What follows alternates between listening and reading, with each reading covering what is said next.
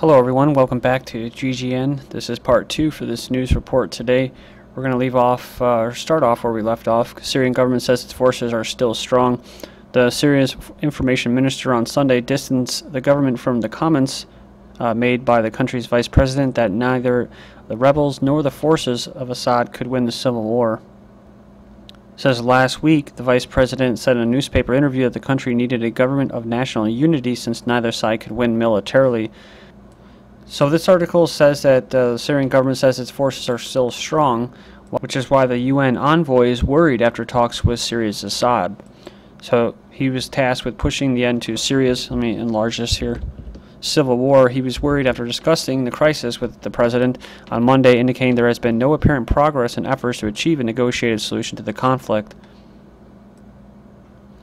So it says the two met just hours after the government airstrike on a bakery and rebel-held town in Syria's central part of the country killed more than 60 people late on Sunday. This is according to activists, which means it's according to the rebel foreign terrorists, so there's not too much credibility to it, and that's what they like to put out there. But it sucks because these rebels, they'll go in these towns and they'll lead the government into basically where there's a bunch of civilians, and then they'll start the attack. So then they can blame everything on the government. Next up, Gulf Arabs decry Iran interference in the region. I had to just laugh at this article when I saw it from December 25th because the Gulf Arab states are actually funding these foreign terrorists to invade Syria and create instability until Assad steps down. So they're going to inflict bloodshed. They're going to use these civilians as, like I said, as pawns, political pawns, until the death count just piles up, the body count piles up, and they'll say, oh man, a humanitarian crisis is going on, and these guys are the ones that are actually funding it. So, but either way, the 6 U.S. allied Gulf Arab states demanded on Tuesday that Iran end what they called interference in the region, reiterating a long-held mistrust of their main rival. Yeah, part of the 2-day summit of the Saudi-led Gulf Cooperation Council, known as the GCC, which we've covered a lot here with the GGN, also urged action to halt mass killings and violations of international law in Syria. So it's the very same things that are being done by the people that they're funding. So like I said before, this is what they say. They said the concerns for millions of Syrians suffering war, homelessness, and winter cold. And also to stop the massacres and stop the severe attacks. But really what they want is they want Assad to step down, like I said, according to the Brookings Institute policy. And I've covered before about good and bad terrorists. Recently, the United States, I believe, EU, UK, Canada, most of them at least, if not all of them, have basically removed the MEK or Mujahideen from the terrorist list because they want to use them. They want to use those terrorists, just like how the U.S. helped create the Taliban. They've helped create Al-Qaeda. Just recently in Africa, they removed the ability for countries or states to be able to use child soldiers. They actually removed that in one of them, so because they want to use them. We have a comparatively similar stories being repeated in Syria. Washington has branded the Qatar-funded al-Nusra Front as a terrorist organization. They say, but why? Because they are fighting against the government of Assad together with other militants in Syria who are chiefly composed of foreign mercenaries. The former are considered terrorists simply because they had, to a large extent, fly in the face of Washington's policies in Syria. So it is Washington or the U.S.-led West which decides who is a terrorist and who is not. And that's the thing, they're going to blame it all on this group. They're not going to blame it on these Al-Qaeda-linked groups. They're going to blame it on, well, they're an Al-Qaeda-linked group, but they put them on the terrorist list just recently, but they're the ones that are going to take all the blame because there's different factions of these terrorists that the West is backing. Iran launches week-long Straits of Hormuz naval drill on Friday next to U.S. aircraft carrier. So this happens a lot. It's not really all that big a news, but it just provides the template for a false flag type of attack. So it also says, is making sure, a way of making sure there's no chance of escalation. The carrier Stennis, shown as a U.S. naval update map courtesy of Stratford, will be right there quietly watching a remove of the Iranian Navy. So, but what it really has to do with is what? You have the Iranian media reporting that there's been another Stuxnet-based attempt to cripple Iranian infrastructure, so they stopped it. But what is it going to do? It's going to increase oil prices, because right now oil prices have been lower, so it's good for both parties. Good for business, right? Like Russia, when they talk, and then they do all these arms deals and stuff like that, and then just sitting there letting basically Assad's government to go down. For some reason, they're able to stay going, but they're not going to really get much help. That's why I don't put much credibility into the Russian forces. They're handling chemical weapons or sending troops to help Syria's government. I just don't see that happening. Egypt constitution passes with 63% saying yes. So says nearly 2 years after Mubarak resignation, Egypt has a constitution. Says the commission threw out votes from polling stations where evidence of fraud was found, but it did not significantly change the final result. And for whatever it's worth, it will give the Shura Council, the upper house of Parliament, significant power for the first time since they were elected. The U.S. Army teams are going to be going to Africa. They say as terror threat grows, so they got to have the reason for it, that it's not business. Well, then they create the terror threat. That's part of the business. A U.S. Army brigade will begin sending small teams into as many of 35 African nations earlier next year as part of an intensifying Pentagon effort to train countries to battle extremists and give the United States a ready and trained force to dispatch to Africa if crises require the U.S. military emerge.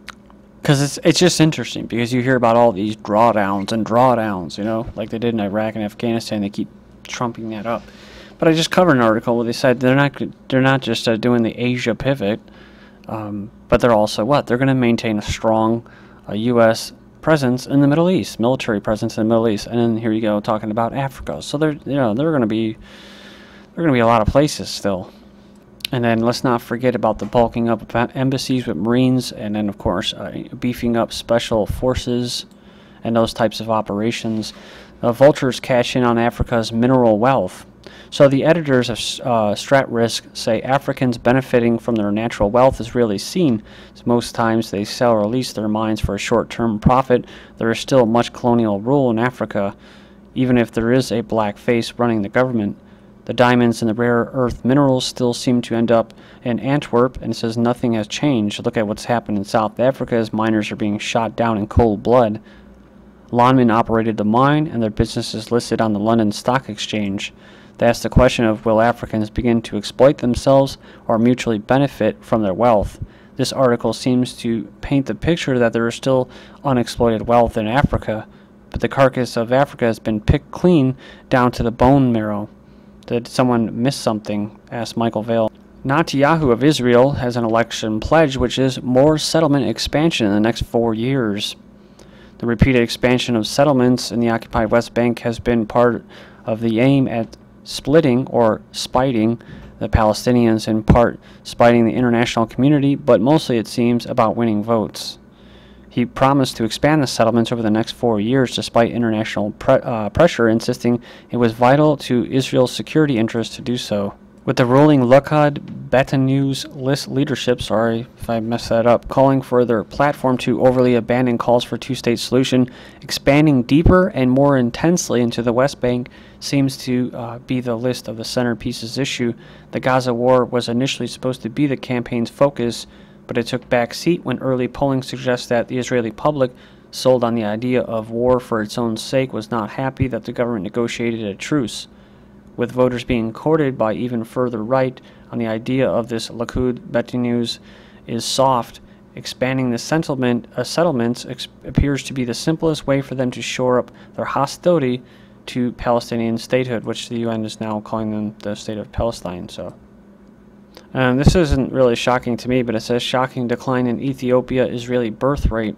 So I've mentioned this before in the recent videos about the people that we refer to as Semites, because if you talk bad about the Zionists, they'll call you anti-Semite, and how they're actually not Semites, how they're actually European and Asiatic descent. They're white people, and they took on that role of they took on the religion of Judaism way longer so that they can use it and exploit it for political reasons. But for what it's worth, most of the people that were Jews were actually black or Asian. It wasn't until the Khazars took that national identity of Judaism. At least that's how I understand it. I'm still learning a lot about this. But it says Jewish Ethiopian women were given contraceptive injections before immigrating to Israel and after arrival. The result, a 50% decline in the birth rate and a missing generation of Ethiopian children. I only mention that because the main Zionist groups or factions that live in the quote Jewish state are pretty damn racist. I mean, I hate using that word racist, but they're supremacists and they are racist. And this is the type of stuff that they do. Then we have Indian Jews from Lost Tribe moved to Israel from the 24th of December. Dozens of Jews who claim to be the descendants of the lost biblical Jewish tribe emigrated to Israel on Monday from their village in northeastern India. So that's one of the things I was talking about. They claim to be one of the lost tribes of Israel, the Zionists, and apparently, from what I've learned, that they're not, that they're a lie. So if there's any other groups of people that would actually qualify for this, going to the quote Holy Land, and that I guess it would be some of these other groups. So it says here that the Manashi, however you pronounce that, it says they are descended from the Jews banished from ancient Israel to India in the 8th century BC.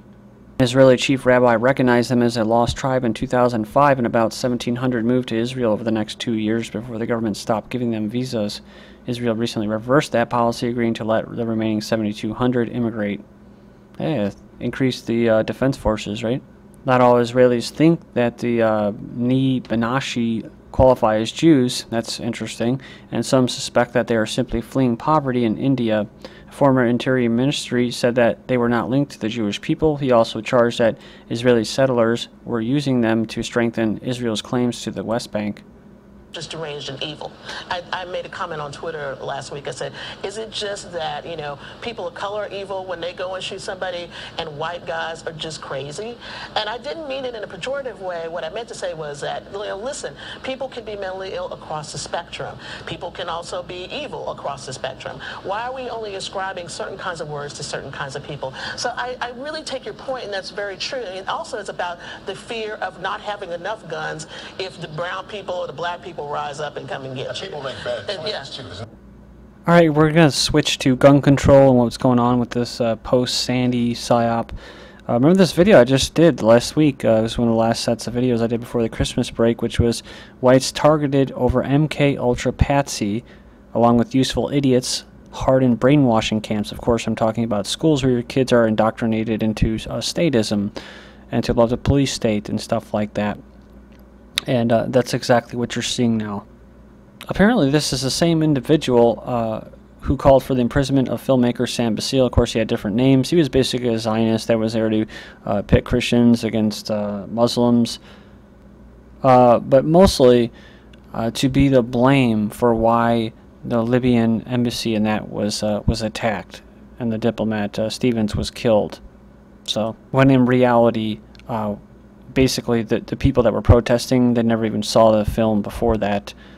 They were just given that reason.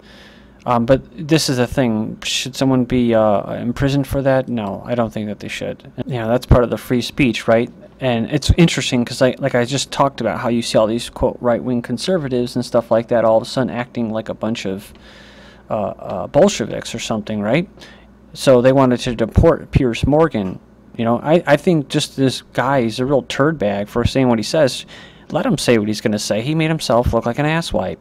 But no, the right wants to deport him, stop Piers Morgan from being deported back to the UK from America. So the UK's signed their own petition saying that once we got rid of him, why should we have to suffer again? The Americans wanted him, so they should put up with him. We washed our hands of him long time ago. Then we have Israel rejects NRA claim that Jewish state proves that the U.S. needs more guns. I heard this last week. I remember mentioning this about how conservatives and stuff like that were saying that, oh, Israel's a good model. They have you know, security guards and arms in their school, arm their teachers. It says Israeli policy on issuing guns is restrictive, and armed guards at its schools are meant to stop the terrorists. They're talking about the people that are that are not happy about having their land seized from them and colonized by the Israeli Zionists. Not crazed or disgruntled gunmen, experts said on Monday, rejecting claims by America's top gun lobby that Israel serves as proof for its philosophy that the U.S. needs more weapons, not fewer. But most of these shootings take place in gun-free zones, such as a Colorado shooting in the theater, schools, and malls like in Oregon. Thank you.